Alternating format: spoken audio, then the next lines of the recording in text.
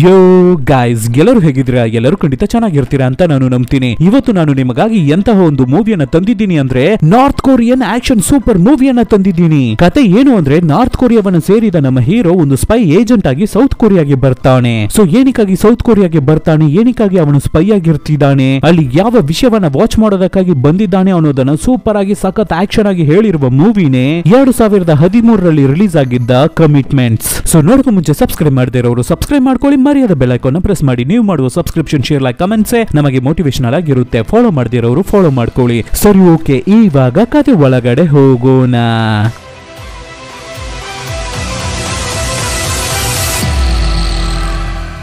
Opening scene ಅಲ್ಲಿ south Korea ಅಲ್ಲಿ ಒಬ್ಬರನ್ನ ನಮಗೆ ತೋರಿಸ್ತಾರೆ. ಇವರೊಬ್ಬರು ಏಜೆಂಟ್, ಅದರಲ್ಲೂ ಇವರೊಬ್ಬರು ಸ್ಪೈ.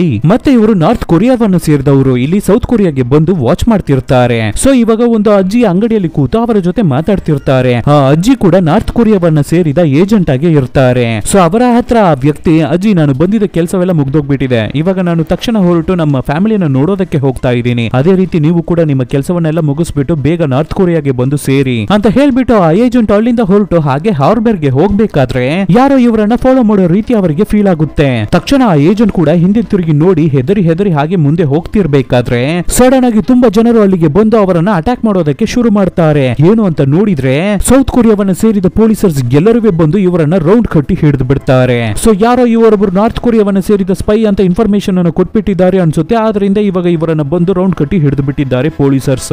ಆದ್ರಿಂದ ಆ ಏಜೆಂಟ್ ಹಾಗೆ ಹೆದರಿ ನಿಂತಿರ್ತಾರೆ. ಖಂಡಿತ ಇವ್ರುಗಳು ನಮ್ಮನ್ನ ಶೂಟ್ ಮಾಡಿ ಕೊಂದು ಬಿಡ್ತಾರೆ ಅಂತ ಅನ್ಕೊಂಡೆ ಅವರ ಪಾಕೆಟ್ ಅಲ್ಲಿ ಅವರ ಫ್ಯಾಮಿಲಿ ಫೋಟೋವನ್ನು ಮಡಗಿರ್ತಾರೆ. ಸೊ ನಮ್ಮ ಫ್ಯಾಮಿಲಿಯನ್ನ ಕೊನೆದಾಗಿ ಒಂದು ಸಲ ನೋಡ್ಬಿಡೋಣ ಅಂತ ಅವರ ಪಾಕೆಟ್ಗೆ ಕೈಯನ್ನ ಬಿಟ್ಟು ಫೋಟೋವನ್ನ ತಗೊಳ್ಳೋದಕ್ಕೆ ಟ್ರೈ ಮಾಡ್ಬೇಕಾದ್ರೆ ಒಬ್ಬ ಪೊಲೀಸ್ ಇದನ್ನ ನೋಡಿ ಅವನು ಗನ್ನನ್ನೇ ತಗೊಳ್ಳೋದಕ್ಕೆ ಟ್ರೈ ಮಾಡ್ತಿದ್ದಾನೆ ಅಂತ ಹೇಳಿ ಅವರಿಗೆ ಶೂಟ್ ಮಾಡಿ ಕೊಂದು ಬಿಡ್ತಾನೆ.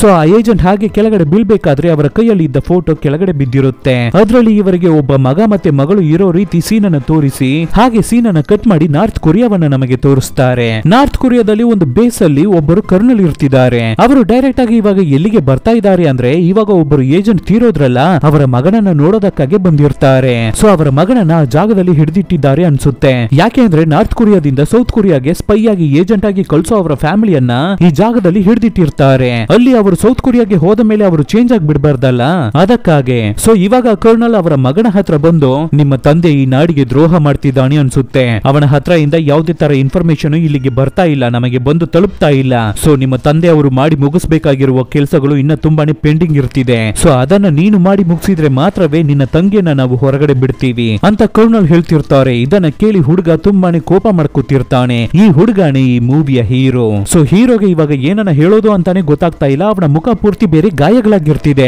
ಏನು ಅಂದ್ರೆ ಈ ಬೇಸ್ ಅಲ್ಲಿ ಭಯಂಕರವಾದ ಟ್ರೈನಿಂಗ್ ನೆಲ್ಲ ಕೊಡ್ತಾರೆ ಅನ್ಸುತ್ತೆ. ಆವಾಗ ಕರ್ನಲ್ ಆ ಹುಡುಗನ ಹತ್ರ ಏನನ್ನ ಹೇಳ್ತಾರೆ ಅಂದ್ರೆ ನೀನು ಮಾತ್ರ ಸೌತ್ ಕೊರಿಯಾಗೆ ಹೋಗಿ ನಾವು ಹೇಳಿರುವ ಅಸೈನ್ಮೆಂಟ್ ಅನ್ನ ಕಂಪ್ಲೀಟ್ ಮಾಡಿ ಮುಗಿಸ್ಬಿಟ್ರೆ ನಿನ್ನ ತಂಗಿಯನ್ನ ಫ್ರೀ ಆಗಿ ಬಿಡ್ತೀವಿ, ಆಮೇಲೆ ನೀವು ಇಲ್ಲಿಂದ ಹೊರಗಡೆ ಹೋಗಿ ಹ್ಯಾಪಿಯಾಗಿ ನಿಮ್ಮ ಜೀವನವನ್ನ ಕಂಟಿನ್ಯೂ ಮಾಡಬಹುದು ಅಂತ ಹೇಳಿದ ತಕ್ಷಣ ನಮ್ಮ ಹೀರೋ ನಮ್ಮ ತಂಗಿ ಅವಳ ಬದುಕು ಅವಳ ಜೀವನ ಚೆನ್ನಾಗಿರ್ಬೇಕಂದ್ರೆ ನಮಗೆ ಬೇರೆ ದಾರಿನೇ ಇಲ್ಲ, ಇವರು ಕೊಡುವ ಅಸೈನ್ಮೆಂಟ್ ಅನ್ನ ಕಂಪ್ಲೀಟ್ ಮಾಡಿ ಮುಗಿಸೋಣ ಅಂತ ಅನ್ಕೊಂಡು ಅವರಿಗೆ ಸರಿ ಅಂತ ಹೇಳ್ತಾನೆ. ಇವಾಗ ಹಾಗೆ ಸೀನ್ ಅನ್ನ ಕಟ್ ಮಾಡಿ ಸೌತ್ ಕೊರಿಯಾವನ್ನ ತೋರಿಸ್ತಾರೆ. ಅಲ್ಲಿ ಒಬ್ಬ ಕಿಲ್ಲರ್ ಉಳ್ಕಲನ್ನ ಡಾಕ್ಟರ್ ಹತ್ರ ಕಿಲ್ಸೋದಕ್ಕಾಗಿ ಬಂದಿರುವ ಒಬ್ಬ ವ್ಯಕ್ತಿಯನ್ನ ಶೂಟ್ ಮಾಡಿಕೊಳ್ತಾನೆ. ನಂತರ ಆ ಕಿಲ್ಲರ್ ಲಿಫ್ಟ್ ಗೆ ಹೋಗಿ ಹತ್ಕೋತಾನೆ. ಆ ಜಾಗದಲ್ಲಿ ಒಬ್ಬ ಇರ್ತಿದ್ದಾನೆ. ಅವನ ಹತ್ರ ಆ ಕಿಲ್ಲರ್ ನೀನು ಯೂನಿಟ್ 8 ಅನ್ನ ಸೇರಿದವನು ತಾನೆ ಅಂತ ಹೇಳಿ ಅವನನ್ನು ಶೂಟ್ ಮಾಡಿಕೊಳ್ತಾನೆ. ನಂತರ ಮೂರನೇದಾಗಿ ಇನ್ನೊಬ್ಬನನ್ನ ಸಾಯಿಸ್ತಾನೆ. ಏನಕ್ಕಾಗಿ ಇವನು ಈ ರೀತಿ ಎಲ್ಲರನ್ನು ಸಾಯಿಸ್ತಾ ಇದ್ದಾನೆ ಅಂತ ಗೊತ್ತಿಲ್ಲ.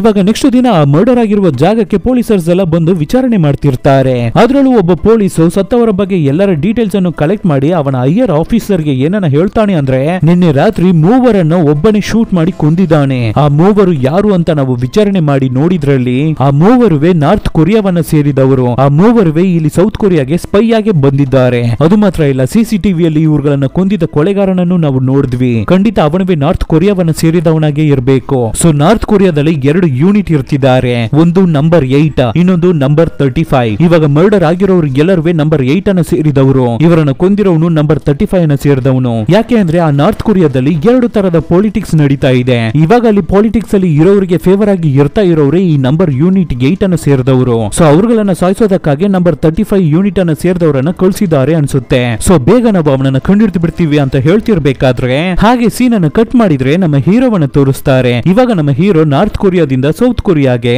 ಒಂದು ನಿರಾಶ್ರಿತರಾಗಿ ಬಂದು ಸೇರ್ತಾನೆ. ಆವಾಗ ನಮ್ಮ ಹೀರೋ ಮೇಲೆ ಯಾರಿಗೂ ಡೌಟ್ ಆಗ್ಬಾರ್ದು ಅನ್ನೋದಕ್ಕಾಗಿ ಆಲ್ರೆಡಿ ಅಲ್ಲಿರುವ ಏಜೆಂಟ್ಸ್ ತುಂಬಾ ವಿಷಯಗಳನ್ನ ಮಾಡ್ತಿರ್ತಾರೆ. ಅದೇ ಸಮಯದಲ್ಲಿ ಸೌತ್ ಕೊರಿಯಾ ಗೌರ್ಮೆಂಟ್ ನಮ್ಮ ಹೀರೋವನ್ನ ಯಾರಿಗಾದ್ರೂ ದತ್ತುಗೆ ಕೊಟ್ಬಿಡೋಣ ಅಂತ ನೋಡ್ತಿರ್ಬೇಕಾದ್ರೆ ಒಂದು ಹಸ್ಬೆಂಡ್ ಮತ್ತೆ ವೈಫ್ ಕಪಲ್ ಬಂದು ವಾಲಂಟಿಯರ್ ಆಗಿ ನಮ್ಮ ಹೀರೋವನ್ನ ದತ್ತುಗೆ ತಗೋತಾರೆ. ನಂತರ ಅವರೆಲ್ಲರೂ ಅವರ ಮನೆಗೆ ಬಂದ ಮೇಲೇನೆ ಗೊತ್ತಾಗ್ಲಿಕ್ಕೆ ಬರುತ್ತೆ ಇವರಿಗೆಲ್ಲರೂ ನಾರ್ತ್ ಕೊರಿಯಾವನ್ನ ಸೇರಿದ ಏಜೆಂಟ್ಸ್ ಗಳೇ ಅಂತ.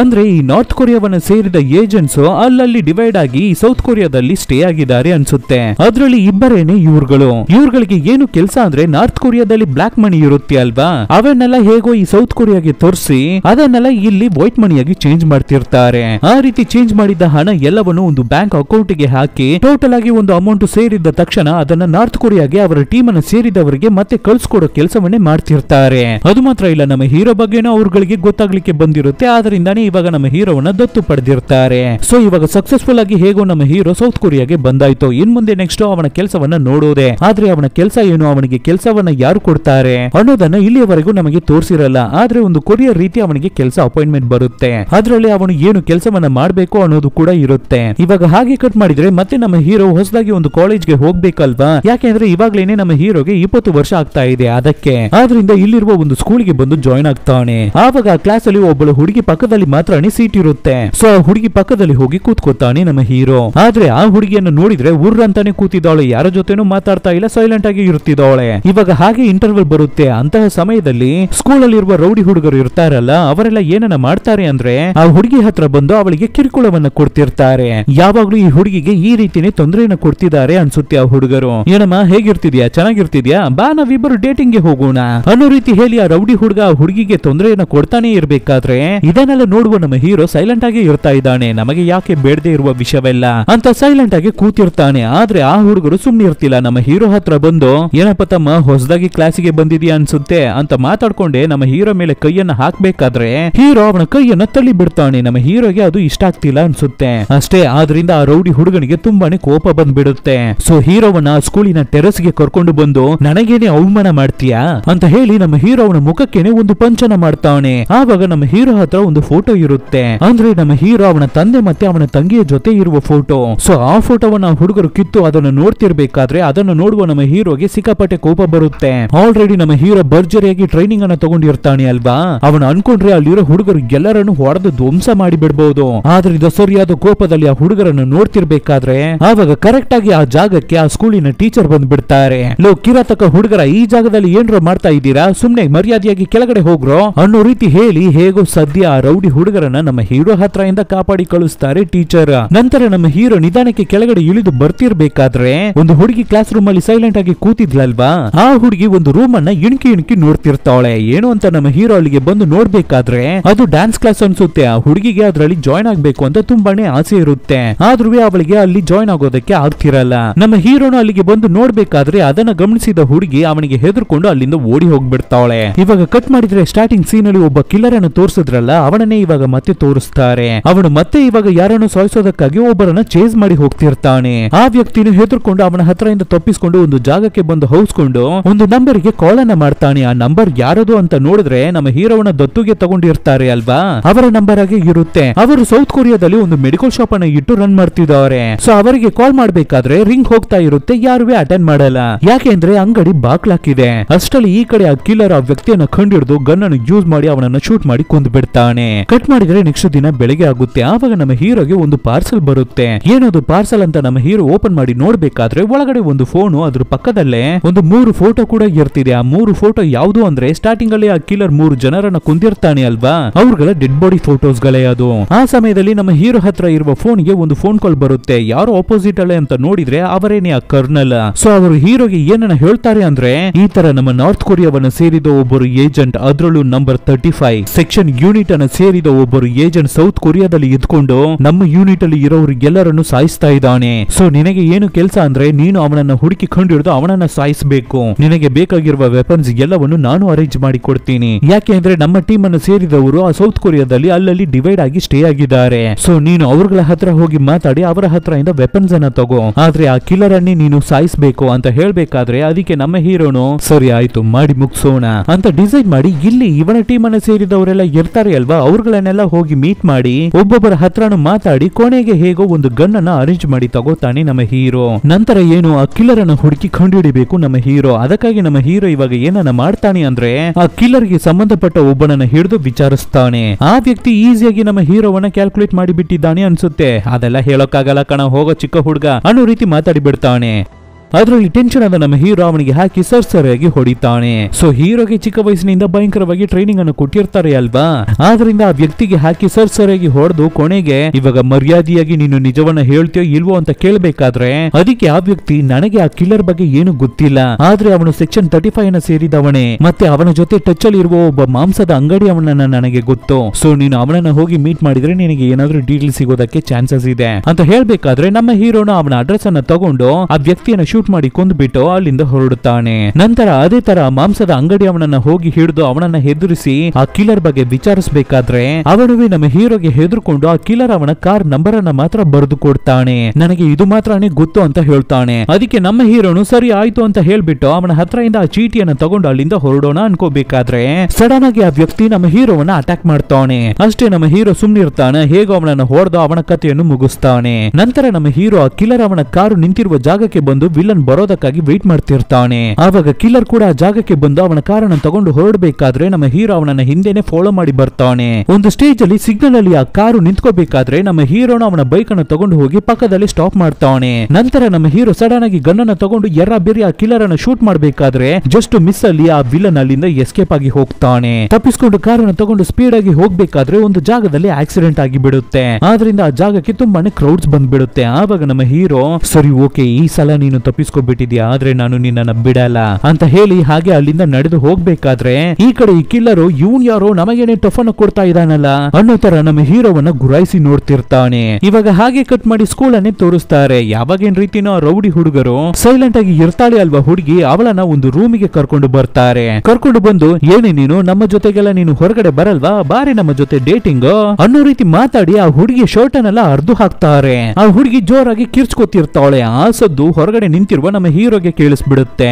ಆದ್ರಿಂದ ನಮ್ಮ ಹೀರೋ ಒಳಗಡೆ ಬರ್ತಾನೆ. ಅವನಿಗಿರುವ ಕೋಪ ಎಲ್ಲವನ್ನು ಆ ಹುಡುಗರ ಮೇಲೆ ಬಿಡ್ತಾನೆ. ಸೊ ಎಲ್ಲರನ್ನು ಹೊಡೆದು ಧ್ವಂಸ ಮಾಡಿ ಬಿಡ್ತಾನೆ. ಇವಾಗ್ಲೇನೆ ಆ ಹುಡುಗರಿಗೆ ಎಲ್ಲರಿಗೂ ನಮ್ಮ ಹೀರೋ ಬಗ್ಗೆ ಗೊತ್ತಾಗ್ಲಿಕ್ಕೆ ಬರುತ್ತೆ. ಇನ್ ಮುಂದೆ ಯಾವುದೇ ಕಾರಣಕ್ಕೂ ಹೀರೋ ಹತ್ರ ಮಾತ್ರ ನಾವು ಇಟ್ಕೋಬಾರ್ದು, ನಮ್ಮನ್ನ ಕ್ಷಮಿಸ್ಬಿಡಪ್ಪ, ಇನ್ ಮುಂದೆ ನೀನಿರೋ ಕಡೆನೆ ನಾವು ಬರಲ್ಲ ಅಂತ ಹೇಳಿ ಅಲ್ಲಿಂದ ಎದ್ದು ಬಿದ್ದು ಓಡಿ ಹೋಗ್ತಾರೆ ಹುಡುಗರು. ಇವಾಗ ನೆಕ್ಸ್ಟ್ ದಿನ ಆಗುತ್ತೆ. ಆವಾಗ ನಮ್ಮ ಹೀರೋ ಆ ಸೈಲೆಂಟ್ ಹುಡುಗಿಯನ್ನ ಹುಡುಕಿ ನೋಡ್ತಾವನೆ. ಆದ್ರೆ ಆ ಹುಡುಗಿ ಇವತ್ತು ಸ್ಕೂಲ್ಗೆ ಬಂದಿಲ್ಲ. ಯಾಕೆಂದ್ರೆ ನಿನ್ನೆ ಆ ರೀತಿಯ ಒಂದು ಘಟನೆ ನಡೆದು ಬಿಟ್ಟಿದೆಯಲ್ವಾ, ಆದ್ರಿಂದ ಆ ಹುಡುಗಿ ಅವತ್ತಿಂದ ಸ್ಕೂಲ್ಗೆ ಬರೋದನ್ನೇ ಸ್ಟಾಪ್ ಮಾಡಿ ಬಿಟ್ಟಿದ್ದಾಳೆ ಅನ್ಸುತ್ತೆ. ಆದ್ರಿಂದ ತಕ್ಷಣ ನಮ್ಮ ಹೀರೋ ಅದೇ ಏಟ್ ಓಡಿಸ್ಕೊಂಡ್ರಲ್ಲ ಹುಡುಗರು, ರೌಡಿ ಹುಡುಗರು, ಅವ್ರಗಳ ಹತ್ರ ಹೋಗಿ ಆ ಸೈಲೆಂಟ್ ಹುಡುಗಿ ಎಲ್ಲಿರ್ತಿದ್ದಾಳೆ, ಅವಳ ಬಗ್ಗೆ ಏನಾದ್ರೂ ಗೊತ್ತಾಯ್ತು ಅಂದ್ರೆ ನನಗೆ ಹೇಳಿ ಅಂತ ಹೇಳ್ತಾನೆ. ಅದಕ್ಕೆ ಆ ಹುಡುಗರು ಆ ಸೈಲೆಂಟ್ ಹುಡುಗಿ ಒಂದು ಅಂಗಡಿಯಲ್ಲಿ ಪಾರ್ಟ್ ಟೈಮ್ ಕೆಲಸವನ್ನ ಮಾಡ್ತಿದ್ದಾಳೆ, ಅದು ಮಾತ್ರನೇ ನನಗೆ ಗೊತ್ತು, ಮತ್ತೆ ಆ ಹುಡುಗಿ ಪುವರ್ ಹುಡುಗಿ ಅನ್ನೋದ್ರಿಂದ ಸ್ವಲ್ಪ ನಾವು ಅಡ್ವಾಂಟೇಜ್ ಅನ್ನ ತಗೊಂಡು ಓವರ್ ಆಗಿ ಆಟ ಆಡ್ಬಿಟ್ಟಿದ್ವಿ, ಅಷ್ಟೇ ಕಣಪ್ಪ, ನಮ್ಮನ್ನ ಕ್ಷಮಿಸ್ಬಿಡು, ಇನ್ ಮುಂದೆ ಆ ಹುಡುಗಿ ಕಡೆಗೇನೆ ನಾವು ಬರಲ್ಲ ಅಂತ ಈ ಹುಡುಗರು ನಮ್ಮ ಹೀರೋ ಹತ್ರ ಬೇಡಿ ಕೇಳ್ಕೊತಿರ್ಬೇಕಾದ್ರೆ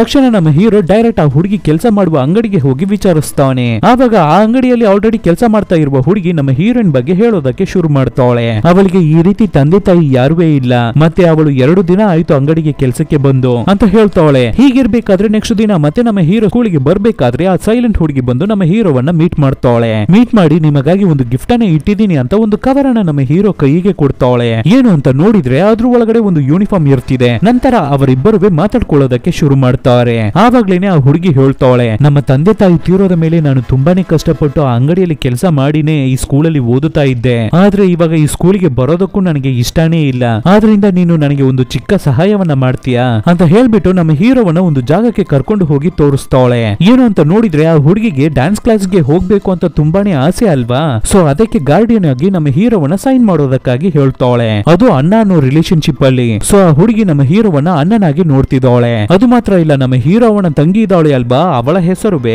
ಈ ಹುಡುಗಿಯ ಹೆಸರು ಇಬ್ಬರಿಗೂ ಒಂದೇ ಹೆಸರಾಗಿರ್ತಿದೆ. ಆದ್ರಿಂದ ನಮ್ಮ ಹೀರೋನ ಆ ಹುಡುಗಿಯನ್ನ ತಂಗಿಯಾಗಿ ಭಾವಿಸಿ ನೋಡ್ತಿರ್ತಾನೆ. ಸೊ ಆದ್ರಿಂದ ಅಪ್ಲಿಕೇಶನ್ ಗೆ ಸೈನ್ ಮಾಡಿ ಕೊಟ್ಟು ನಮ್ಮ ಹುಡುಗಿ ಜೊತೆ ತುಂಬಾನೇ ಕ್ಲೋಸ್ ಆಗಿ ಬಿಡ್ತಾನೆ ನಮ್ಮ ಹೀರೋ. ಇವಾಗ ನೆಕ್ಸ್ಟ್ ಸೀನ್ ಅಲ್ಲಿ ಆ ಕಿಲ್ಲರ್ ಅನ್ನ ತೋರಿಸ್ತಾರೆ. ಅವನನ್ನ ನಮ್ಮ ಹೀರೋ ಸಾಯಿಸೋದಕ್ಕೆ ಹೋಗಿರ್ತಾನೆ ಅಲ್ವಾ, ಆದ್ರಿಂದ ಅವನು ಅವನ ಟೀಮ್ ಅನ್ನ ಇಟ್ಟು ವಿಚಾರಿಸಿ ನಮ್ಮ ಹೀರೋ ಯಾರು, ಎಲ್ಲಿಂದ ಬಂದಿದ್ದಾನೆ, ಎಲ್ಲಿ ಸ್ಟೇ ಆಗಿದ್ದಾನೆ ಅಂತ ಎಲ್ಲ ವಿಷಯವನ್ನು ಕಂಡುಹಿಡಿದು ಬಿಡ್ತಾನೆ. ಆದ್ರೆ ಆದ್ರಿಂದ ಹೀರೋವನ್ನ ದತ್ತುಗೆ ತಗೊಂಡಿದ್ರಲ್ವಾ ಅವರ ಮೆಡಿಕಲ್ ಶಾಪಿಗೂ ಬಂದ್ಬಿಡ್ತಾನೆ ಕಿಲ್ಲರ್. ಅಲ್ಲಿಗೆ ಬಂದು ಅಮ್ಮ ಅವರನ್ನ ತುಂಬಾನೇ ಹೆದರ್ಸಿ ಬೆದರಿಸಿ ವಿಚಾರಿಸಿ ಕೇಳ್ತಾನೆ ಕಿಲ್ಲರ್. ಸೊ ಅಮ್ಮ ಅವರಿಗೆ ಗೊತ್ತಾಗ್ಬಿಟ್ಟಿದೆ ಇವಾಗ ಬಂದಿರೋರು ಏಜೆನ್ಸಿ ಅಂತ.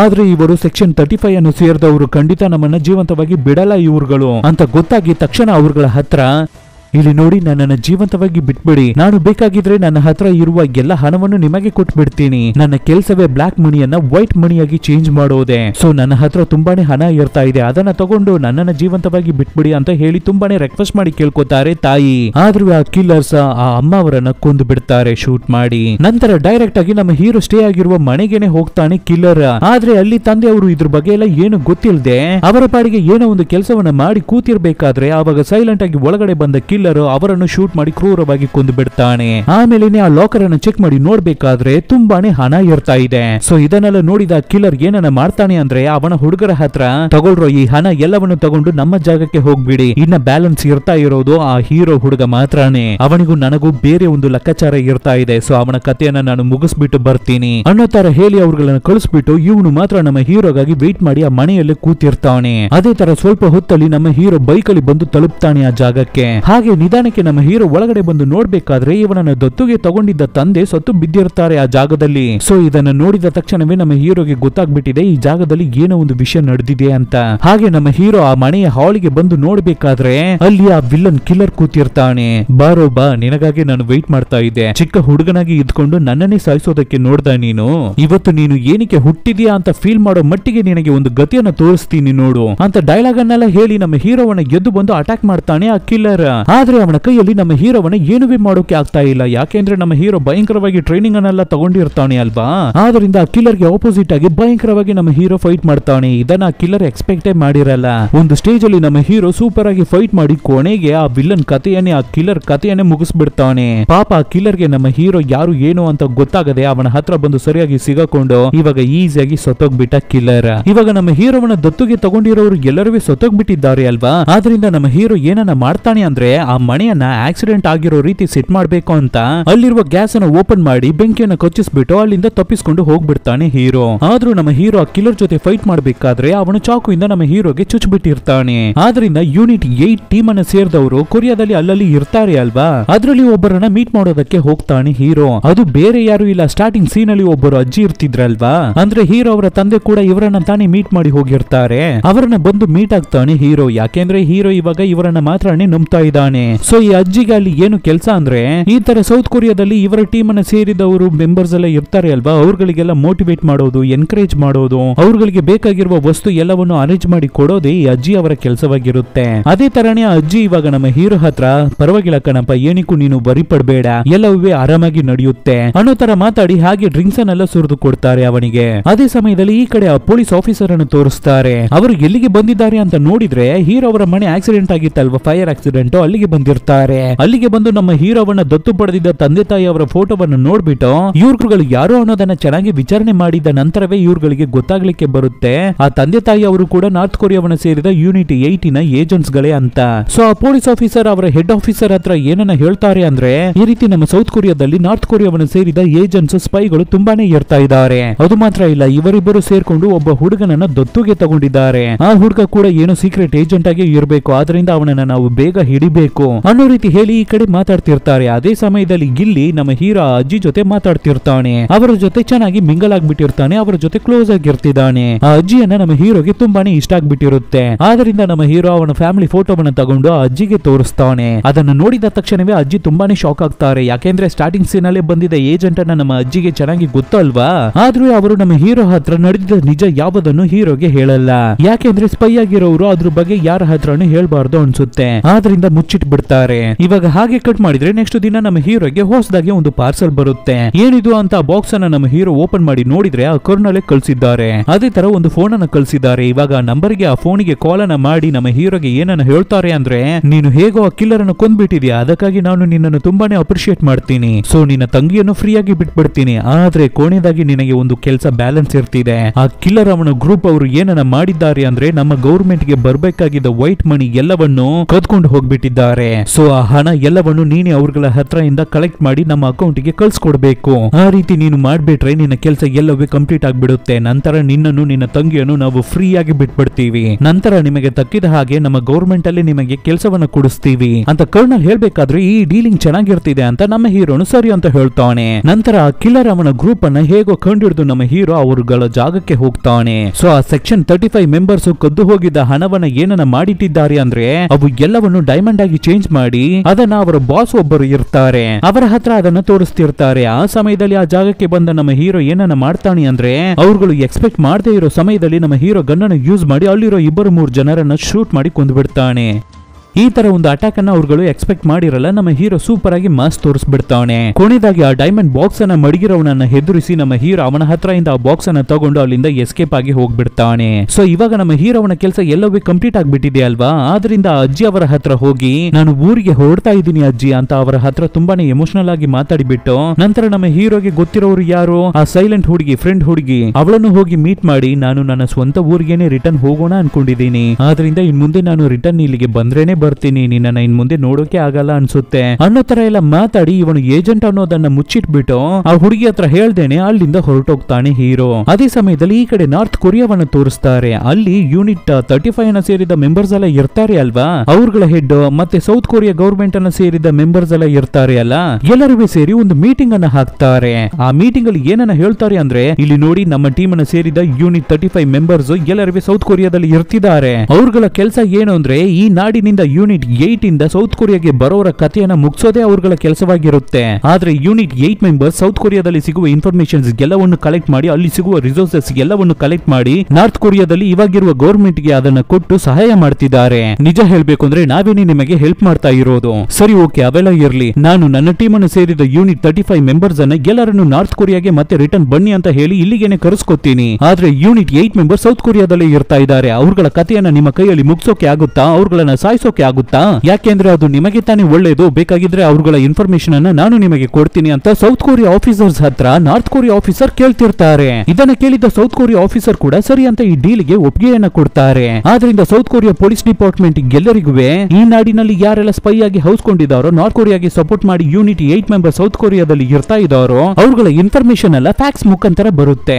ಅದರಲ್ಲಿ ಆ ಅಜ್ಜಿಯ ಹೆಸರು ಮತ್ತೆ ಅವರ ಡೀಟೇಲ್ಸ್ ಕೂಡ ಬರುತ್ತೆ. ಯಾಕೆಂದ್ರೆ ಅವರು ಕೂಡ ಯೂನಿಟ್ 8 ಮೆಂಬರೇ ಅಲ್ವಾ. ಕಟ್ ಮಾಡಿದ್ರೆ ಈ ಕಡೆ ನಮ್ಮ ಹೀರೋ ಎಲ್ಲರಿಗೂ ಹೇಳ್ಬಿಟ್ಟು ನಾವು ಇವಾಗ ಊರಿಗೆ ಹೊರಡೋಣ ಅಂತ ಹಾರ್ಬರ್ ಹತ್ರ ಬರ್ತಿರ್ತಾನೆ. ಹಾಗೆ ಬರ್ಬೇಕಾದ್ರೆ ಯೂನಿಟ್ 8 ಅನ್ನ ಸೇರಿದ ಇನ್ನೊಬ್ಬರು ಮೆಂಬರ್ ಅನ್ನ ಮೀಟ್ ಮಾಡಿ ಅವರ ಜೊತೆಗೆ ಅಲ್ಲಿಂದ ಹೊರಡೋದಾಗಿ ಪ್ಲಾನ್ ಮಾಡಿ ಹೊರಡ್ತಾನೆ. ಆದ್ರೆ ಸ್ವಲ್ಪ ದೂರ ಬಂದಿದ್ದ ತಕ್ಷಣ ಆ ವ್ಯಕ್ತಿ ಏನನ್ನ ಮಾಡ್ತಾನೆ ಅಂದ್ರೆ ಒಂದು ಚಾಕುವನ್ನ ತಗೊಂಡು ಹಿಂದೆಯಿಂದ ನಮ್ಮ ಹೀರೋವನ್ನ ಅಟ್ಯಾಕ್ ಮಾಡ್ತಾನೆ. ನೀವು ಏನು ಮಾಡ್ತಾ ಇದೆಯಾ, ಯಾಕೆ ನನ್ನನ್ನು ಚುಚ್ಚುತ್ತಾ ಇದೆಯಾ ಅಂತ ಕೇಳ್ಬೇಕಾದ್ರೆ ಆವಾಗ್ಲೇನೆ ಆ ವ್ಯಕ್ತಿ ಒಂದು ವಿಷಯವನ್ನ ಹೇಳ್ತಾನೆ. ನನಗೆ ಈ ಜಾಗದಲ್ಲಿ ಏನು ಕೆಲಸ ಗೊತ್ತಾ, ಇಲ್ಲಿಂದ ಮತ್ತೆ ನಮ್ಮ ನಾಡಿಗೆ ಸೌತ್ ಕೊರಿಯಾಗೆ ರಿಟರ್ನ್ ಆಗ್ತಿರಲ್ಲ, ನಿಮ್ಮಂತವರನ್ನೆಲ್ಲ ಸಾಯಿಸೋದೇ ನನ್ನ ಕೆಲಸ.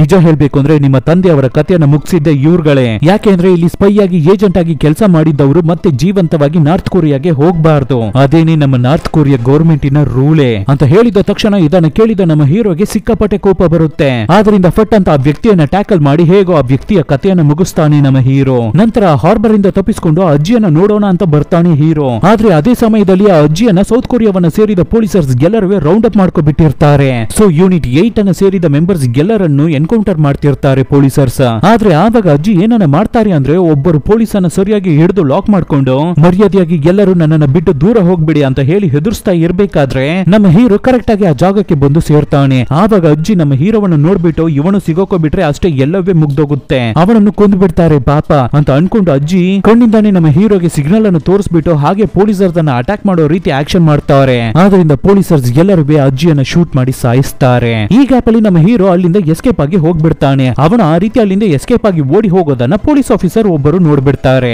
ಸೊ ಅವರು ನಮ್ಮ ಹೀರೋವನ್ನ ಫಾಲೋ ಮಾಡಿ ಹೋಗ್ಬೇಕಾದ್ರೆ ಒಂದು ಸ್ಟೇಜ್ ಅಲ್ಲಿ ನಮ್ಮ ಹೀರೋ ಅವರನ್ನ ಲಾಕ್ ಮಾಡಿ ಬಿಡ್ತಾನೆ. ಆವಾಗ ಪೊಲೀಸ್ ಆಫೀಸರ್ ನಮ್ಮ ಹೀರೋ ಹತ್ರ ತಮ್ಮ ನೀನು ನೋಡೋದಕ್ಕೆ ತುಂಬಾನೇ ಚಿಕ್ಕ ಹುಡುಗನಾಗಿ ಇರ್ತಾ ಇದೀಯಾ, ನೀನು ನಾರ್ತ್ ಕೊರಿಯಾವನ್ನ ಸೇರಿದ ಏಜೆಂಟ, ಮರ್ಯಾದೆಯಾಗಿ ನಮ್ಮ ಹತ್ರ ಸರೆಂಡರ್ ಆಗ್ಬಿಡು, ನಿನ್ನನ್ನ ನಾವು ಏನು ಮಾಡಲ್ಲ ಅಂತ ಹೇಳ್ತಾರೆ. ಆದ್ರೆ ಇದನ್ನ ನಮ್ಮ ಹೀರೋ ಹೇಗೆ ನಂಬ್ತಾನೆ. ಆದ್ರಿಂದ ಅಲ್ಲಿಂದ ಎಸ್ಕೇಪ್ ಆಗಿ ತಪ್ಪಿಸ್ಕೊಂಡು ಬಂದ್ಬಿಡ್ತಾನೆ ನಮ್ಮ ಹೀರೋ. ಸೊ ಇವಾಗ ಹೀರೋಗೆ ಏಟ್ ಬೇರೆ ಆಗ್ಬಿಟ್ಟಿದೆಯಲ್ಲ, ಚಾಕಿಂದ ಚುಚ್ಬಿಟ್ಟಿದ್ದಾರಲ್ಲ. ಆದ್ರಿಂದ ಇವಾಗ ಹೀರೋಗೆ ಏನನ್ನ ಮಾಡೋದು ಎಲ್ಲಿಗೆ ಹೋಗೋದು ಅಂತ ಗೊತ್ತಾಗ್ತಿಲ್ಲ. ಆದ್ರೆ ಇವಾಗ ನಮ್ಮ ಹೀರೋಗೆ ಅಂತ ಇರ್ತಾ ಇರೋ ಒಬ್ಬರು ಫ್ರೆಂಡ್ ಯಾರು, ಆ ಸೈಲೆಂಟ್ ಹುಡುಗಿ ತಾನೆ. ಸೊ ಅವಳನ್ನ ನೋಡೋದಕ್ಕಾಗಿ ಅವಳ ಮನೆಗೆ ಬರ್ತಾನೆ. ಸೊ ಅವಳು ನಮ್ಮ ಹೀರೋವನ್ನ ನೋಡಿದ ತಕ್ಷಣ ಶಾಕ್ ಆಗ್ತಾಳೆ. ಆದ್ರೂ ಪರವಾಗಿಲ್ಲ ಅಂತ ನಮ್ಮ ಹೀರೋಗೆ ಬೇಕಾಗಿರುವ ಫೆಸಿಲಿಟೀಸ್ ಎಲ್ಲವನ್ನು ಮಾಡಿಕೊಡ್ತಾಳೆ. ಹಾಗೆ ಕರ್ಕೊಂಡು ಬಂದು ನಮ್ಮ ಹೀರೋವನ್ನ ಬೆಡ್ ಅಲ್ಲಿ ಮಲಗಿಸ್ತಾಳೆ. ಆ ಸಮಯದಲ್ಲಿ ನ್ಯೂಸ್ ಚಾನೆಲ್ ಅಲ್ಲಿ ಏನನ್ನ ಹಾಕ್ತಾರೆ ಅಂದ್ರೆ, ಈ ತರ ನಾರ್ತ್ ಕೊರಿಯಾವನ್ನ ಸೇರಿದ ಏಜೆಂಟ್ಸ್ ಇಲ್ಲಿಂದ ತಪ್ಪಿಸಿಕೊಂಡು ಹೋಗ್ಬಿಟ್ಟಿದ್ದಾರೆ, ಅದ್ರಲ್ಲಿ ಒಬ್ಬನೇ ಹೀರೋ ಅಂತ ಹಾಕ್ತಾರೆ ನ್ಯೂಸ್ ಅಲ್ಲಿ. ಇದನ್ನ ನೋಡಿದ ಸೈಲೆಂಟ್ ಹುಡುಗಿಗೆ ಸಿಕ್ಕಾಪಟ್ಟೆ ಭಯ ಆಗುತ್ತೆ. ನಮ್ಮ ಹತ್ರ ಏನನ್ನು ಹೇಳ್ದೆ ಹೀರೋ ಎಲ್ಲವನ್ನು ಮುಚ್ಚಿಟ್ಬಿಟ್ನಲ್ಲ ಅಂತ ತುಂಬಾನೇ ಕೋಪ ಮಾಡ್ಕೊತಾಳೆ. ಆದ್ರೂ ಏನನ್ನು ಹೇಳಲ್ಲ ಹುಡುಗಿ. ನೆಕ್ಸ್ಟ್ ದಿನ ಬೆಳಗ್ಗೆ ಆಗುತ್ತೆ. ಆವಾಗ ಹುಡುಗಿ ನಮ್ಮ ಹೀರೋ ಹತ್ರ, ನೀನು ಇಲ್ಲೇ ಇರು, ನಾನು ನಿನಗೆ ಬೇಕಾಗಿರುವ ವಿಷಯ ಎಲ್ಲವನ್ನು ತಂದು ಕೊಡ್ತೀನಿ ಅಂತ ಹೇಳ್ಬೇಕಾದ್ರೆ ಇದನ್ನ ಕೇಳುವ ನಮ್ಮ ಹೀರೋಗೆ ಡೌಟ್ ಆಗ್ಬಿಡುತ್ತೆ. ಓ, ನಿನಗೆ ನಾನು ಏಜೆಂಟ್ ಅನ್ನೋ ವಿಷಯ ಗೊತ್ತಾಗ್ಬಿಟ್ಟಿದ್ಯಾ? ಸೊ ನೀನೇನೇ ನನ್ನನ್ನು ತಗ್ಲಾಕ್ಸ್ತೀಯಾ ಅಂತ ಕೇಳ್ಬೇಕಾದ್ರೆ ಅದಕ್ಕೆ ಹುಡುಗಿ, ಲೂಸು, ನನಗೆ ಅಂತ ಒಂದು ಪ್ರಾಬ್ಲಮ್ ಬಂದಾಗ ನೀನ್ ತಾನೇ ಬಂದು ನನಗೆ ಸಹಾಯ ಮಾಡಿದೆ. ಈ ಸಮಯದಲ್ಲಿ ನಾನು ಹೇಗೆ ನಿನ್ನನ್ನು ಸಿಗಾಕ್ಸ್ತೀನಿ? ನಿಜವಾಗ್ಲೂ ನಾನು ನಿನ್ನ ಬಗ್ಗೆ ಯಾರ ಹತ್ರನೂ ಹೇಳಲ್ಲ ಅಂತ ಹೀರೋಗೆ ಹೇಳ್ತಿರ್ತಾಳೆ. ಅದೇ ಸಮಯದಲ್ಲಿ ಈ ಕಡೆ ನಾರ್ತ್ ಕೊರಿಯಾದಲ್ಲಿ ಆ ಕರ್ನಲ್ ಅನ್ನ ತೋರಿಸ್ತಾರೆ. ಇವರು ತಾನೇ ನಮ್ಮ ಹೀರೋವನ್ನ ಸೌತ್ ಕೊರಿಯಾಗೆ ಕಳಿಸಿರ್ತಾರೆ. ಅದು ಮಾತ್ರ ಇಲ್ಲ, ನಮ್ಮ ಹೀರೋ ಆ ಹಣ ಎಲ್ಲವನ್ನು ತಗೊಂಡು ಎಸ್ಕೇಪ್ ಆಗ್ಬಿಟ್ಟಿದ್ದಾನೆ ಅನ್ನೋ ವಿಷಯವು ಇವ್ರುಗಳಿಗೆ ಗೊತ್ತಾಗ್ಲಿಕ್ಕೆ ಬರುತ್ತೆ. ಆದ್ರಿಂದ ಯೂನಿಟ್ 35 ನ ಹೆಡ್ ಏನನ್ನ ಮಾಡ್ತಾರೆ ಅಂದ್ರೆ, ಆ ಕರ್ನಲ್ ಅನ್ನ ಹಿಡಿದಿಟ್ಟು ಮರ್ಯಾದೆಯಾಗಿ ಆ ಹಣ ನನ್ನ ಅಕೌಂಟ್ಗೆ ಬರ್ಬೇಕು, ಇಲ್ಲಾಂದ್ರೆ ನಿನ್ನನ್ನು ಕೊಂದ್ಬಿಡ್ತೀವಿ ಅಂತ ಹೇಳಿ ಹೆದರ್ಸ್ತಿರ್ತಾರೆ. ಆವಾಗ ಕರ್ನಲ್ಗೆ ಏನನ್ನ ಮಾಡೋದು ಅಂತಾನೆ ಗೊತ್ತಾಗ್ತಿಲ್ಲ. ಆದ್ರಿಂದ ಕರ್ನಲ್ ಅವರ ಹತ್ರ, ಸರ್, ನಾನು ಸೌತ್ ಕೊರಿಯಾಗೆ ಹೋಗಿ ಹೇಗಾದ್ರೂ ಹೀರೋವನ್ನ ಮೀಟ್ ಮಾಡಿ ಆ ಹಣವನ್ನ ತಗೊಂಡು ಬರ್ತೀನಿ, ನನಗೆ ಒಂದೇ ಒಂದು ಚಾನ್ಸ್ ಅನ್ನು ಕೊಡಿ ಅಂತ ಹೇಳಿ ಇವನು ಏನನ್ನ ಪ್ಲಾನ್ ಮಾಡ್ತಾನೆ ಅಂದ್ರೆ, ನಮ್ಮ ಹೀರೋಗೆ ಒಬ್ಬಳು ತಂಗಿ ಇರ್ತಾಳೆ ಅಲ್ವಾ, ಅವಳನ್ನ ಕರ್ಕೊಂಡು ಹಾಗೆ ಸೌತ್ ಕೊರಿಯಾಗೆ ಹೊರಡ್ತಾನೆ. ಅದೇ ಸಮಯದಲ್ಲಿ ಈ ಕಡೆ ಸೈಲೆಂಟ್ ಹುಡುಗಿ ಇದ್ದಾಳೆ ಅಲ್ವಾ, ಅವಳು ಸೂಪರ್ ಮಾರ್ಕೆಟ್ ಗೆ ಬಂದು ಹೀರೋಗಾಗಿ ಏನನ್ನಾದ್ರೂ ತಗೊಂಡು ಹೋಗೋಣ ಅಂತ ಬಂದಿರ್ತಾಳೆ. ಅಲ್ಲಿ ನೋಡ್ಬೇಕಾದ್ರೆ ಕರೆಕ್ಟ್ ಆಗಿ ಪೊಲೀಸ್ ಆಫೀಸರ್ ಆ ಜಾಗಕ್ಕೆ ಬಂದು ಆ ಹುಡುಗಿಯನ್ನ ಹಿಡಿದು ಬಿಡ್ತಾರೆ. ಇಲ್ಲಿ ನೋಡು, ನೀನು ಹೀರೋನುವೆ ತುಂಬಾನೇ ಕ್ಲೋಸ್ ಫ್ರೆಂಡ್ಸ್ ಅಂತ ವಿಷಯವನ್ನ ನಾನು ಕೇಳ್ಪಟ್ಟೆ. ಅದು ಮಾತ್ರ ಇಲ್ಲ, ಇವಾಗ ಅವನು ತುಂಬಾನೇ ಅಪಾಯದಲ್ಲಿ ಇರ್ತಾ ಇದ್ದಾನೆ, ಅವನನ್ನ ಎಲ್ಲಾದ್ರೂ ನೀನು ನೋಡ್ದಾ ಅಂತ ಕೇಳ್ಬೇಕಾದ್ರೆ ನಮ್ಮ ಸೈಲೆಂಟ್ ಹುಡುಗಿ ತುಂಬಾನೇ ಹುಷಾರಾಗ್ಬಿಡ್ತಾಳೆ. ಹಾಗೆ ನೈಸ್ ಆಗಿ, ಇಲ್ಲ ಸರ್, ನಾನು ನೋಡಿಲ್ಲ, ಅವರ ಬಗ್ಗೆ ನನಗೆ ಗೊತ್ತಿಲ್ಲ ಅಂತ ಹೇಳ್ಬಿಡ್ತಾಳೆ. ಅದಕ್ಕೆ ಪೊಲೀಸ್ ಆಫೀಸರ್, ಸರಿ ಓಕೆ, ಅಕಸ್ಮಾತ್ ನೀನು ಏನಾದ್ರೂ ಅವನನ್ನ ನೋಡಿದ್ರೆ ಈ ನಂಬರಿಗೆ ಕಾಲ್ ಮಾಡು ಅಂತ ಅವರ ವಿಸಿಟಿಂಗ್ ಕಾರ್ಡ್ ಅನ್ನು, ಅವನು ತುಂಬಾನೇ ಅಪಾಯದಲ್ಲಿ ಇರ್ತಿದ್ದಾನೆ ಅನ್ನೋ ಒಂದು ಮಾತನ್ನ ಮಾತ್ರ ಹೇಳಿ ಹೋಗ್ತಾರೆ. ಕಟ್ ಮಾಡಿದ್ರೆ ಈ ಕಡೆ ಕರ್ನಲ್ ಇವಾಗ ಸೌತ್ ಕೊರಿಯಾಗೆ ಬಂದ್ಬಿಟ್ಟಿದ್ದಾರೆ ಅಲ್ವಾ. ಬಂದಿದ್ದ ತಕ್ಷಣ ನಮ್ಮ ಹೀರೋಗೆನೆ ಕಾಲ್ ಮಾಡ್ತಾರೆ. ಅವನಿಗೆ ಕಾಲ್ ಮಾಡಿ, ಲೋ ಚಿಕ್ಕ ಹುಡುಗ, ನಿನ್ನ ದಿಮಾಕನ್ನ ನನ್ನ ಹತ್ರನೇ ನೀನು ತೋರಿಸ್ತಾ ಇದೀಯಾ? ಇವಾಗ ನಿನ್ನ ತಂಗಿ ನನ್ನ ಹತ್ರನೇ ಇರ್ತಿದ್ದಾಳೆ, ನೀನು ಮಾತ್ರ ಇವಾಗ ಡೈಮಂಡ್ಸ್ ಅನ್ನ ತಗೊಂಡು ನಾನು ಹೇಳುವ ಜಾಗಕ್ಕೆ ಬರ್ಲಿಲ್ಲ ಅಂದ್ರೆ ಅಷ್ಟೇ ನಿನ್ನ ತಂಗಿಯ ಕತೆ ಮುಗಿಸ್ಬಿಡ್ತೀನಿ ಅಂತ ಹೇಳಿ ಹೆದರ್ಸ್ತಿರ್ತಾನೆ. ಆದ್ರಿಂದ ನಮ್ಮ ಹೀರೋನು ಸೂಪರ್ ಆಗಿ ರೆಡಿ ಆಗಿ ಅವನ ಬೈಕ್ ಅನ್ನು ತಗೊಂಡು ಅಲ್ಲಿಂದ ಹೊರಡ್ತಾನೆ. ಇದನ್ನ ದೂರದಿಂದ ನಮ್ಮ ಸೈಲೆಂಟ್ ಹುಡುಗಿ ನೋಡ್ಬಿಡ್ತಾಳೆ. ಅವಳಿಗೆ ಇವಾಗ ಏನನ್ನ ಮಾಡೋದು ಅಂತಾನೆ ಗೊತ್ತಾಗ್ತಿಲ್ಲ. ಆದ್ರಿಂದ ಪೊಲೀಸ್ ಆಫೀಸರ್ ವಿಸಿಟಿಂಗ್ ಕಾರ್ಡ್ ಅನ್ನು ಕೊಟ್ಟು ಹೋಗಿದ್ರಲ್ವಾ, ಅವರಿಗೆ ಫೋನ್ ಅನ್ನ ಮಾಡಿ, ಈ ರೀತಿ ಹೀರೋ ಎಲ್ಲಿಗೋ ಹೊರಟು ಹೋಗ್ತಾ ಇದ್ದಾನೆ, ಪ್ಲೀಸ್ ಅವನನ್ನ ಕಾಪಾಡಿ, ನೀವು ತಾನೇ ಅವನು ಯಾವುದೋ ಒಂದು ಅಪಾಯದಲ್ಲಿ ಇರ್ತಾ ಇದ್ದಾನೆ ಅಂತ ಹೇಳಿದ್ರಿ ಅಂತ ಹೇಳಿ ಫೋನ್ ಅನ್ನ ಕಟ್ ಮಾಡ್ಬಿಟ್ಟು ಮನೆ ಒಳಗಡೆ ಬಂದು ನೋಡ್ಬೇಕಾದ್ರೆ ನಮ್ಮ ಹೀರೋ ಇವಳಿಗಾಗಿ ಒಂದು ಲೆಟರ್ ನ ಬರೆದಿಟ್ಟು ಹೋಗಿರ್ತಾನೆ. ಇವಾಗ ಕಟ್ ಮಾಡಿದ್ರೆ ಆ ಕಡೆ ಇರುವ ಪೊಲೀಸ್ ಟೀಮ್ ಅನ್ನು ತೋರಿಸ್ತಾರೆ. ಅವರು ಭಯಂಕರವಾಗಿ ನಮ್ಮ ಹೀರೋವನ್ನ ಹುಡುಕ್ತಿರ್ತಾರೆ. ಆ ರೀತಿ ಸಿಸಿಟಿವಿ ಫುಟೇಜ್ ಅನ್ನ ಚೆಕ್ ಮಾಡಿ ನೋಡ್ಬೇಕಾದ್ರೆ ನಮ್ಮ ಹೀರೋ ಒಂದು ಟ್ರಾಫಿಕ್ ಸಿಗ್ನಲ್ ಅನ್ನ ದಾಟಿ ಹೋಗೋದು ಕಾಣಿಸುತ್ತೆ. ಸೊ ತಕ್ಷಣ ಪೊಲೀಸರ್ಸ್ ನಮ್ಮ ಹೀರೋವನ್ನ ಫಾಲೋ ಮಾಡೋದಕ್ಕೆ ಶುರು ಮಾಡ್ತಾರೆ.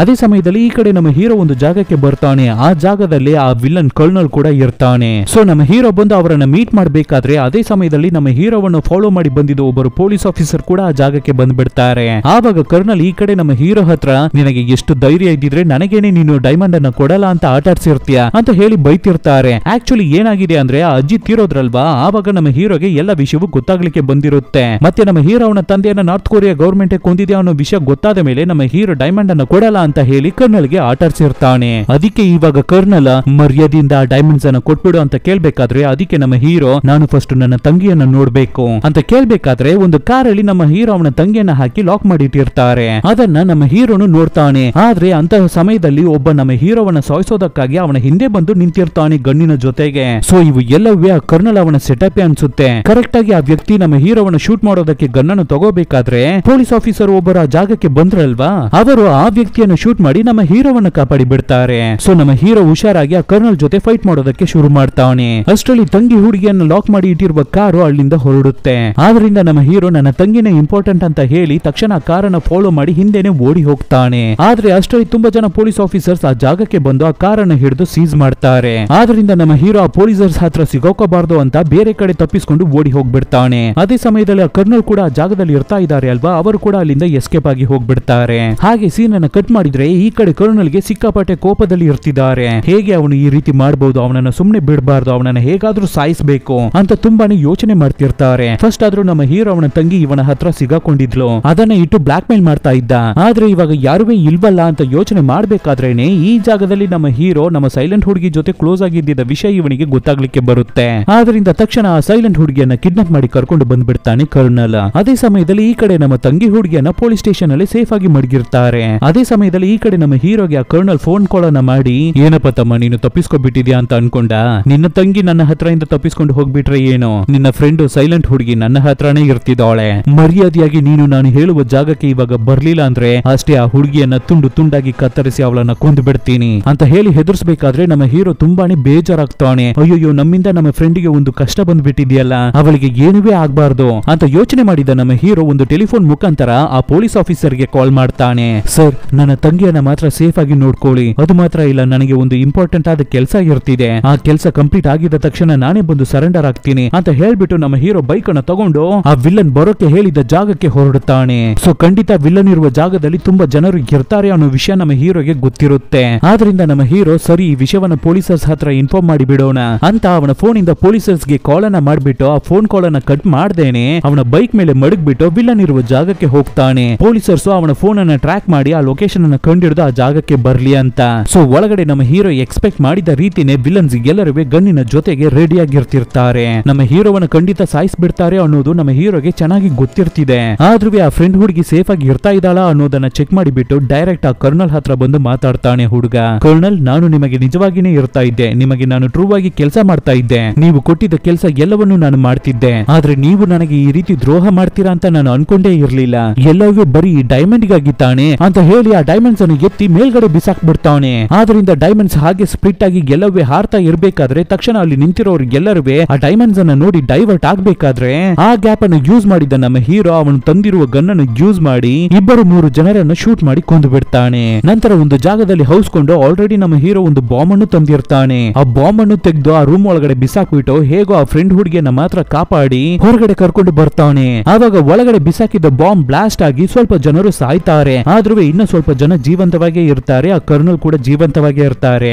ಸೊ ಹೊರಗಡೆ ಆ ಫ್ರೆಂಡ್ ಹುಡುಗಿಯನ್ನ ಸೇಫ್ ಆಗಿ ಕರ್ಕೊಂಡು ಬಂದ ಮೇಲೆ ಆವಾಗ ನಮ್ಮ ಹೀರೋ ಅವಳ ಹತ್ರ, ಇವು ಎಲ್ಲವೇ ನನ್ನ ಹತ್ರ ಇಂದಾನೇ ಸ್ಟಾರ್ಟ್ ಆಗಿರೋದು, ನನ್ನಿಂದ ನಿಮಗೆ ಯಾವುದೇ ರೀತಿಯ ತೊಂದರೆನೂ ಆಗ್ಬಾರ್ದು, ಸೊ ನಾನೇನೆ ಇದನ್ನ ಕಂಪ್ಲೀಟ್ ಮಾಡಿ ಸ್ಟಾಪ್ ಮಾಡಿಸ್ತೀನಿ ಅಂತ ಹೇಳ್ಬಿಟ್ಟು ಹೀರೋಯಿನ್ ಅಲ್ಲಿಂದ ಬೇಗ ಹೋಗೋಕೆ ಹೇಳ್ಬಿಟ್ಟು ಮತ್ತೆ ನಮ್ಮ ಹೀರೋ ಆ ರೂಮ್ ಒಳಗಡೆ ಹೋಗ್ತಾನೆ. ಅದೇ ಸಮಯದಲ್ಲಿ ಈ ಕಡೆ ಆ ಪೊಲೀಸ್ ಆಫೀಸರ್ ಕೂಡ ಆ ಜಾಗಕ್ಕೆ ಬಂದ್ಬಿಡ್ತಾರೆ. ಅವರು ನಮ್ಮ ಸೈಲೆಂಟ್ ಹುಡುಗಿಯನ್ನ ಕಾಪಾಡಿ ಎಲ್ಲಿ ಹೀರೋ ಅಂತ ಕೇಳ್ಬೇಕಾದ್ರೆ ಅವಳು ಎಲ್ಲ ವಿಷಯವನ್ನು ಹೇಳ್ಬೇಕಾದ್ರೆ ಆವಾಗ ಪೊಲೀಸ್ ಆಫೀಸರ್ ಬೇಗ ಬೇಗ ಒಳಗಡೆ ಬಂದು ನೋಡಿದ್ರೆ ಒಳಗಡೆ ನಮ್ಮ ಹೀರೋ ಗನ್ ಪಾಯಿಂಟ್ ಅಲ್ಲಿ ಕರ್ನಲ್ ಅನ್ನ ಹಿಡಿದಿಟ್ಟಿರ್ತಾನೆ. ಅವರು ನಮ್ಮ ಹೀರೋಗೆ ಗನ್ ಇಂದ ಪಾಯಿಂಟ್ ಮಾಡ್ತಿರ್ತಾರೆ. ಆವಾಗ ಆ ಜಾಗಕ್ಕೆ ಬಂದಿದ್ದ ಪೊಲೀಸ್ ಆಫೀಸರ್ ಕೂಡ ಅವರ ಗನ್ ಅನ್ನ ತಗೊಂಡು ಮರ್ಯಾದೆಯಾಗಿ ಇಬ್ಬರು ಗನ್ ಅನ್ನ ಕೆಳಗಡೆ ಹಾಕಿ ಅಂತ ಮಾತಾಡ್ತಿರ್ಬೇಕಾದ್ರೆ ಆದ್ರೆ ಇವರ ಮಾತನ್ನ ಇಬ್ಬರುವೇ ಕೇಳ್ತಾ ಇಲ್ಲ.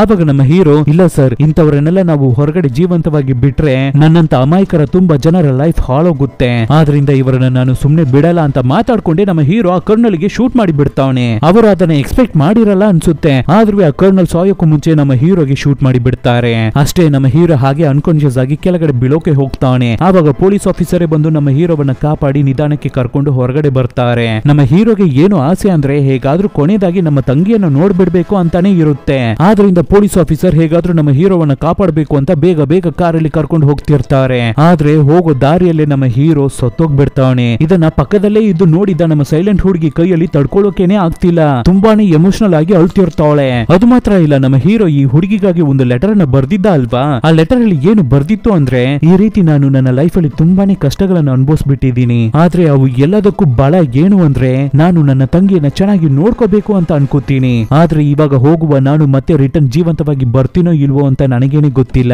ಆದ್ರಿಂದ ಅಕಸ್ಮಾತ್ ನಾನು ಏನಾದ್ರೂ ಜೀವಂತವಾಗಿ ಮತ್ತೆ ರಿಟರ್ನ್ ಬರ್ಲಿಲ್ಲ ಅಂದ್ರೆ ನೀನೇನೆ ನನ್ನ ತಂಗಿಯನ್ನ ನೋಡ್ಕೋಬೇಕು ಸೈಲೆಂಟ್ ಹುಡುಗಿ ಅನ್ನೋ ರೀತಿ ಈ ಫ್ರೆಂಡ್ ಹುಡುಗಿಗಾಗಿ ಲೆಟರ್ ನ ಬರ್ದಿಟ್ಟಿರ್ತಾನೆ ನಮ್ಮ ಹೀರೋ. ಸೊ ಅದ್ರ ಬಗ್ಗೆ ಯೋಚನೆ ಮಾಡಿ ಸೈಲೆಂಟ್ ಹುಡುಗಿ ತುಂಬಾನೇ ಬಿದ್ದು ಬಿದ್ದು ಎಮೋಷನಲ್ ಆಗಿ ಹತ್ಬಿಟ್ಟು ಕೊನೆಯದಾಗಿ ಬಂದು ಆ ತಂಗಿ ಹುಡುಗಿಯನ್ನ ಮೀಟ್ ಮಾಡ್ತಾಳೆ. ಆವಾಗ ತಂಗಿ ಹುಡುಗಿ ನಮ್ಮ ಸೈಲೆಂಟ್ ಹುಡುಗಿ ಹತ್ರ ಅಣ್ಣ ಎಲ್ಲಿ ಅಂತ ಕೇಳ್ತಾಳೆ. ಅದಕ್ಕೆ ಅವಳು, ನಿಮ್ಮ ಅಣ್ಣನ ಅವರು ತುಂಬಾನೇ ಒಳ್ಳೆಯವರು, ಅವನು ಯಾವ್ದೋ ಒಂದು ಇಂಪಾರ್ಟೆಂಟ್ ಆದ ಕೆಲಸವನ್ನ ಮುಗಿಸ್ಬೇಕು ಅಂತ ಹೊರಗಡೆ ಹೊರಟು ಹೋದ, ಸೊ ಅವರು ಖಂಡಿತ ಬೇಗನೆ ರಿಟರ್ನ್ ಬರ್ತಾರೆ, ಅಲ್ಲಿಯವರೆಗೂ ನೀನು ನನ್ನ ಜೊತೆನೇ ಇರು ಅನ್ನೋ ತರ ಹೇಳ್ಕೊಂಡೆ ನಮ್ಮ ತಂಗಿ ಹುಡುಗಿಯನ್ನ ಕರ್ಕೊಂಡು ಹೋಗ್ತಾಳೆ ಸೈಲೆಂಟ್ ಹುಡುಗಿ. ಇಲ್ಲಿಗೇನೆ ಈ ಮೂವಿ ಮುಗಿಯುತ್ತೆ. ಒಂದು ನಾರ್ಮಲ್ ಆದ ನಮ್ಮ ಇಂಡಿಯನ್ ಕೊರಿಯನ್ ಮೂವಿ ರೀತಿನೇ ಇರ್ತಾ ಇದೆ ಅಲ್ವಾ, ಅಣ್ಣ ತಂಗಿ ಸೆಂಟಿಮೆಂಟ್. ಆದ್ರೂ ಕೊರಿಯನ್ ಲ್ಯಾಂಗ್ವೇಜ್ ಅಲ್ಲಿ ನೋಡೋದಕ್ಕೆ ಹೇಗಿತ್ತು ಅನ್ನೋದನ್ನ ಕಮೆಂಟ್ ಬಾಕ್ಸ್ ಅಲ್ಲಿ ಕಮೆಂಟ್ ಮಾಡಿ. ವಿಡಿಯೋ ನಿಮಗೆ ಇಷ್ಟ ಆಗಿದ್ರೆ ಮರೆಯದೆ ಲೈಕ್ ಅನ್ನ ಕೊಡಿ. ಸೊ ಈ ತರದ ಡಿಫ್ರೆಂಟ್ ಆದ ಮೂವೀಸ್ ಅನ್ನ ನಾವು ನಿಮಗೆ ಕೊಡ್ತಾನೆ ಇರ್ತೀವಿ. ಅದಕ್ಕೆ ನೀವು ಮಾಡಬೇಕಾಗಿರೋದು ನಿಮ್ಮ ಸಪೋರ್ಟ್ ಮಾತ್ರ. ಏನು ಇಲ್ಲ, ನಿಮ್ಮ ಫ್ರೆಂಡ್ಸ್ ಗೆ, ಫ್ಯಾಮಿಲಿಗೆ, ರಿಲೇಟಿವ್ಸ್ ಗೆ ಹೇ ಈ ರೀತಿ ಒಂದು ಚಾನಲ್ ಇದೆ ಚೆನ್ನಾಗಿದೆ ನೋಡು ಅಂತ ಹೇಳಿದ್ರೇನೆ ಸಾಕು. Soon catch you peoples with another nice movie. Take care.